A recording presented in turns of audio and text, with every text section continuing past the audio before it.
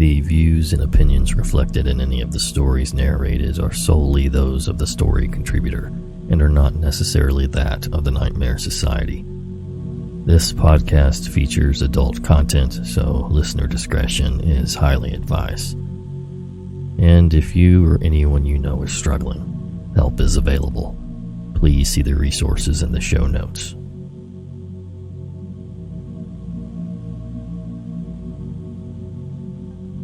Hello again, Nightmare Society.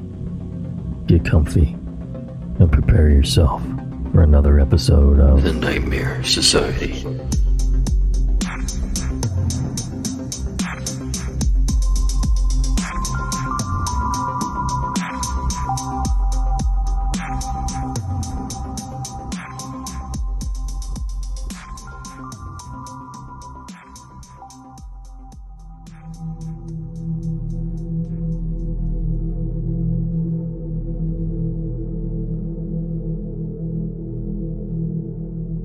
To start, I will freely admit that my memory of events is shoddy from passage of time, especially as I was a small child when this took place. It's entirely possible nothing occurred at all. For some reason, I am positive that it was in August. It was certainly during summer recess from school. I believe it was 2000, but it could have been as early as 1998. My mom thinks it was 2001. I awoke in the middle of that summer night to the family dog, a medium-sized older adult, not yet elderly, in my bedroom. Years later, I would come to realize how odd this was. Despite treats, comfy dog beds, even permission to sleep in my own bed, the dog never slept in my bedroom. It wasn't personal. On the odd occasion, I would fall asleep on the couch and he would crowd himself in with me. I think my bedroom might have been too warm for him. The night I didn't register his presence as abnormal. In a sleepy haze, I walked down the hall to the bathroom. I turned on the bright light, did my business, washed my hands, turned off the light, and exited the bathroom. I was surprised to find the dog again. This time he was facing into the living room and growling. I turned my head and saw what I would later refer to as the Blue Man. What I remember seeing is a blue, human-shaped figure. I think the blue was due to my eyes adjusting back to the dark. I immediately raced back down the hallway to tell my parents. My father is a notoriously heavy sleeper. My mom not so much. My mom remembers hearing the growling before the dog and I clattered down the hall into their bedroom, as well as hearing the door to the backyard close before we got there. She immediately let me snuggle up to her while I insisted I saw a blue man. She made several attempts to rouse my father, but he remained asleep. Their phone was on his side of the bed. She laid there stroking my hair for several minutes and listening. She didn't hear any cars, any footprints, or anyone running down our long driveway. She surmised that if we heard anything at all, it was someone in our house and on foot. In the minutes we had waited, the person could have easily covered a good amount of ground. In the time it would have taken for police to arrive, they could have been too far away to trace. She opted to try to go back to sleep. The dog remained next to us until morning. At the time, we lived in the woods and had no real neighbors. Our driveway led to a busy road, with our house hidden by some trees. In the backyard, if one ran in any direction, they would spend several minutes hiking among trees and either come to a clearing bordering a busy road or the busy road itself. I say busy, but again, this was a rural area. A car would seldom be driving at night. It being a country house in the middle of nowhere, we kept the back door unlocked and the front locked. After this incident, both doors got an extra lock and were religiously checked before the last resident went to sleep. In the morning following the alleged intrusion, my parents checked the backyard and saw no signs of anyone being there. However, there wouldn't have been many signs to make. Our phone lines were not cut. As I got older, I began to tell myself that I must have been confused, as my young eyes adjusted from the dark of the house to the bright light of the bathroom and back to the darkness, Perhaps the reflection of the moon through the front window made me seem some kind of blue splotch. Perhaps I only imagined the dog growling, and he was just wandering the house because he couldn't sleep. My mother would maintain that she heard the closing of our unlocked back door, but could that have been the power of suggestion from her not being fully awake when the dog and I charged in? Additionally, what reason would any person have for wanting to enter the back door of our home? It was a small house with no trappings of wealth. No one could confuse it for a rich person's summer camp. The nearest establishments were miles and miles away. No inebriated person would wander the woods when there were 2 main roads they could have found. Even if they had, our dog was a barker. Anyone who entered our home through the front door was treated to a refrain of deep barks. On the rare moments of reminder, I shrugged it off as a child's overactive imagination. Unfortunately, even if that was the case, that night planted itself into my subconscious and helped bloom a garden of fears involving sleep, locked doors, and aliens. I was content to believe that, until I posted this story on another subreddit in a thread about creepy encounters. For the first time in years, I gave the incident a serious breakdown in my mind. The incident takes place in rural St. Lawrence County. Serial killer Israel Keyes was known to spend time in the area. Before his death, he confessed to the murder of a Vermont couple, later stashing the weapons in Parishville, New York. His family owned a shack and a plot of land in Constable, New York, roughly 65 miles away. He has confessed to burying a victim in northern New York. I've read northern New York in papers, and I'm not sure if it's a direct quote of his. If he spent a lot of time here, he would know how to refer to specific regions as northern New York, where someone from the outside area would say the much more generalized upstate New York. Near the Racket River, but a body hasn't been found. Israel also confessed to a bank robbery in the nearby Franklin County town of Tupper Lake, New York, as well as several other bank robberies yet to be solved. Several banks were robbed in the St. Lawrence County, New York town of Canton. By strange coincidence, I happened to be in Canton during one of them. I remember the police car speeding by. To this day, all the robberies are unsolved, though no evidence of him can be tied to any of them. Most people now believe that Keyes must have been behind at least one of them. Since thinking back on this story, I cannot help but wonder if my blue man, who I have tried so hard to convince myself was imaginary, could have been Israel Keyes. There are some unsettling similarities. Our home had an attached garage, which Keyes preferred. The dog didn't always accost people who walked in our back door, which we used much more than our front door. In August of 2000, Israel was stationed in Washington State. In August of 2001, he would have been fresh off of Army discharge. Keyes was also said to not target homes with a dog or a child, despite being suspected of murdering several teenagers. Our home had a swing set in the backyard. If he was casing our home during hours we were at work and school, he would have seen that, even if he never saw me. If he were casing us from a distance and still hadn't seen me, he would have heard the dog barking at wildlife. Perhaps he wasn't yet firm with those rules and backed out when, hypothetically, my dog and I caught him. I know the kid's rule came after his daughter was born, and he said having to kill a kid like BTK would have changed him. Israel also told the FBI that when he started, he learned he made a terrible cat burglar due to his size. He never elaborated, but one has to wonder how he could have learned such a fact without first breaking into a house.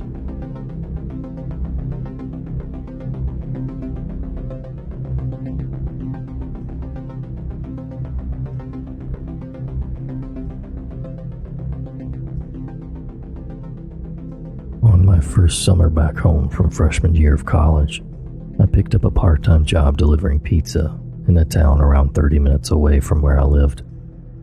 The area, in rural Georgia, is known for having places that are in the middle of nowhere, and the pizza place's whole shtick was that it delivered to even the most remote areas imaginable within the town limits.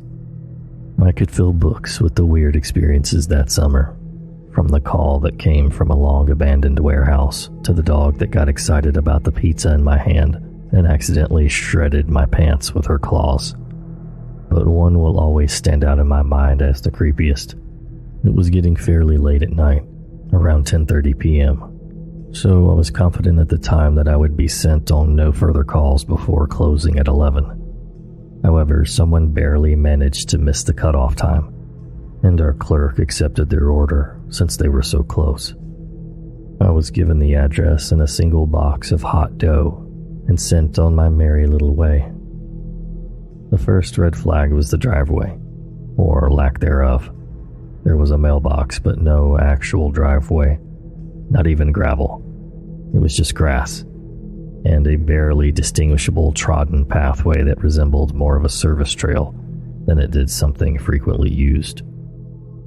I bumped along, wondering if I was even en route to the place, when I saw a slightly above average sized house come over the horizon, horribly dilapidated and completely surrounded by overgrown woods. I guesstimated where the rest of the driveway led and ended up parking in a grassy patch that could have even been the walkway just as easily as it could have been the front yard. Headlights aimed towards the porch, as per company policy. I walked up to the door, but I believe that calling it a door is generous. It was a door frame, all right, but the door itself was just a large slab of wood propped haphazardly against the side of the house, barely covering the entrance. This was red flag number 2. The third and fourth red flag were also on the door. This included the A4 sheet of print paper with the words "around back" scribbled in all caps, which was hanging just below the place where somebody had self-engraved the door with the title, Manson Family Ranch. Typically, I would never go around to the back of the house, especially a shady, unlit house, and especially at night. However, it was my last drop of the day, and I was ready to get it over with and be on my way home. Against my better judgment, I traipsed around the back of the house. The door back there was an actual door, but it was covered with cobwebs and fresh spider webs. Clearly, this was a door that had not been used in some time. I found the cleanest area available and knocked. I counted to 45 and knocked again. There were no lights on in the house, and I could hear no movement from inside. I knocked and counted again, and repeated the sequence 3 more times, before I was finally creeped enough to decide to return to my car.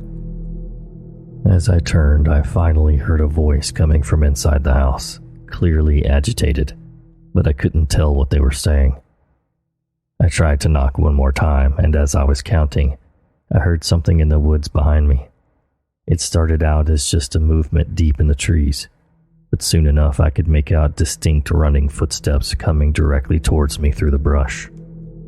As I'm standing there, coming to terms with my impending demise, I follow the direction of the noise to the edge of the woods, which is around 15 feet away from me. In the moonlight, I could clearly see the woman who stepped out. She was relatively old, maybe in her 60s. She had long, blonde gray hair which was tangled and matted and hung down past her hips. She was in what looked to be originally a white nightgown, but at that time it was dingy and closer to a beigeish brown color. She was absolutely barefoot and her feet were covered in dirt and what had to be blood, presumably due to the fact that she had just sprinted through the prickly woods where there was no trail to be seen. And never learned her name, but I still affectionately refer to her as Red Flag Number 5. She stopped short when she saw me and started to shake her head no, eyes wide. I stood there like a terrified deer in the most screwed up headlights ever, as she took a few more steps towards me, reaching out to me, finger pointed. Her voice came out way stronger than mine would have at the time when she spoke. You know how Southern people can either sound like loving grandmothers or backwood murderers? Well, she sounded like the latter when she drawled. Oh, no. Now, honey, you get on out of here. You get on out of here right now. You get. I wish I could say I listened. I ran. I left, but I was so in shock at how events were playing out that my own self-preservation was put on the back burner while I tried to figure out just what in the Kentucky fried heck was happening. She seemed to realize that I was not moving, even if I could not make my mouth move to ask her what was happening, or even what to do with the stupid pizza in my hands.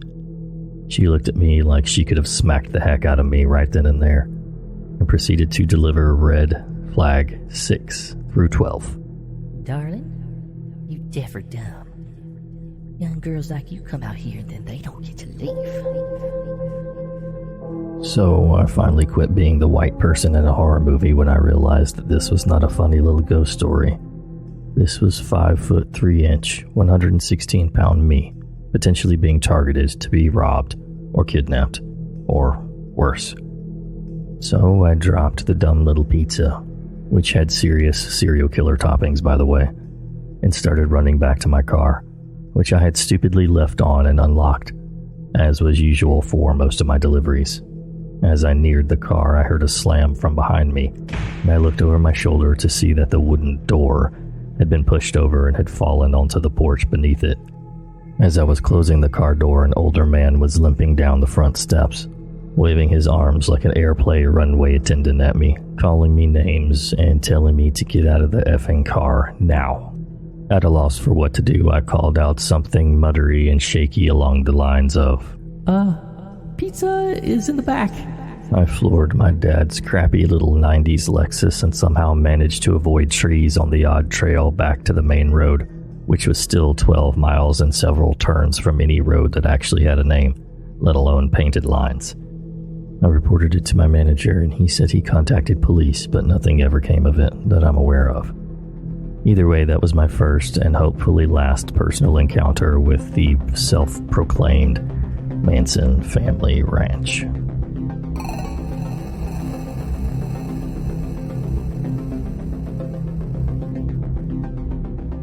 My friend's dad was a young man in the 1970s. He lived in the suburbs of a major American city. He wasn't older than 18 or 19. The economy back then wasn't great, and so guys, especially as young as him, would really take any job. After lots of searching, he finally found work for a contractor, mainly carpentry stuff and whatnot. His boss was a nice, friendly enough guy, but something about him was a little off-putting. He had a nervous way about him, and yet was somehow inviting. One day his boss needs to talk to him. The business is pretty informal and local, not a very big deal, and so my friend's dad goes to his boss's house. He knocks on the door. No answer. For whatever reason, he finds the door is unlocked and decides to walk in. His boss is nowhere to be seen. He calls out his name a few times and hears shuffling on the basement steps as his boss comes hurtling up them, flinging the door open, looking sweaty and angry. His boss apologizes for the entrance and they talk business for a while before my friend's dad left. He was really weirded out by the situation and never showed up to work again, although he probably wouldn't be around today if he had. If he had, he might have been one of the victims on the long list of John Wayne Gacy.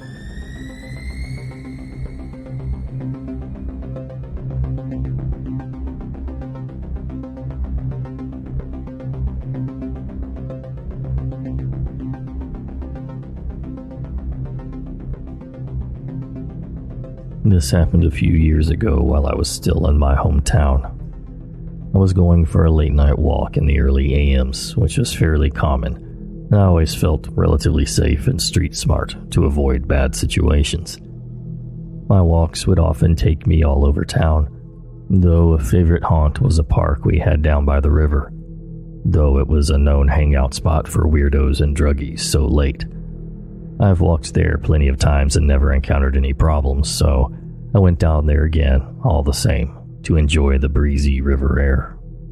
The walk to the park itself was uneventful, and so we'll get to the anatomy of the park itself, something vital to realize the magnitude of the issue. The park was unfenced and easy to get into, open to the public, and looking from the park itself, you could see an opening to the beach and river along it. There needed to be an opening because the beach was a bit of a drop-off. You had to take a moderate step down from the concrete supporting the park itself just to get onto the sand and away from this opening. The disparity between the concrete steps and beach became such a length that they needed fencing so as to prevent people from falling and hurting themselves. Basically, everywhere not beach led to a major drop-off into only a sparse line of sand or muddy area, with the only thing separating you from the drop was either fencing or a major tree line. So as I'm walking through the park, there's nobody around, and it's absolutely silent until the hooting of an owl breaks it. I'm surprised because owls were rare in those parts and at that time of the year, but I ignore it and continue my walk as it continues hooting. As I meandered closer to where it sounded, I noticed two things: that the owl sounded like it was in pain, and that it was on the ground. I get really concerned for it and I want to help it, so I start going over to where the hooting is coming from, though tentatively, because even right then, a weird chill climbed up my spine, though I couldn't say why. I get closer and it sounds louder, more hurt, and is definitely on the ground in the same place. I keep walking closer and I hear it right behind the tree line, after the ground steeply drops off. 4 more of the park's layout anywhere past the tree line led to a drop that was just a thin line of earth separating you from the water, like a gorge. If you jumped down, you were relatively stuck, because you couldn't go forward for the water. Climbing back up was nightmarish for all of the roots of trees jutting out, and going left or right would have forced you to follow an extremely narrow path with little room. This owl was right behind the drop-off point, so even getting closer I couldn't see it. The owl kept hooting and I got right in front of the trees, and could hear it right under me. All I had to do was jump down and I would see it and be able to get it. But I didn't. The weird feeling, this chill up my back, kept getting higher and higher, and more intense the closer I got, and my conscious brain finally picked up on why. I started counting. 1, 2, 3, 4, 5, 6, 7, 8, 9, 10. And then the owl hooted. 1, 2, 3, 4, 5, 6, 7, 8, 9, 10. I did this a few more times, and it sounded on 10, again and again. And I finally realized why I felt so creeped out, and why my subconscious brain was screaming at me to run away. It wasn't an owl. It was a recording. A recording of a wounded owl on the ground, waiting for anyone to come with the intention to help it. Past a tree line, obscuring their vision. Past a drop-off point you couldn't climb back up from. And on a path you couldn't run in at all. Where someone, anyone, could be waiting. It was a lure, meant to lead someone into a trap. And I suddenly felt very, very cold and clammy, and like I was being watched. I immediately turned and started speed walking away, taking the nearest exit out of the park, and onto as many lit streets as I could, all the way home constantly checking to see if I was followed. I stayed up the entire night, fully paranoid, and looking out all of the windows I could to see if anyone's there. But nothing bad ever happened, and no one ever tried to get me. The next night I went back with my sister's cell phone with the intent to call the police and report it if I heard it again. But no hooting ever occurred, and upon a more thorough inspection, nobody seemed to be lying in wait. I kept an eye on the newspapers for a bit after that too, to check if anyone else reported similar happenings or, God forbid, if anyone got hurt in a similar incident. But I never saw anything. And while I do still continue to take night walks, I always carry a weapon on me to defend myself, and always make a point to trust my instincts.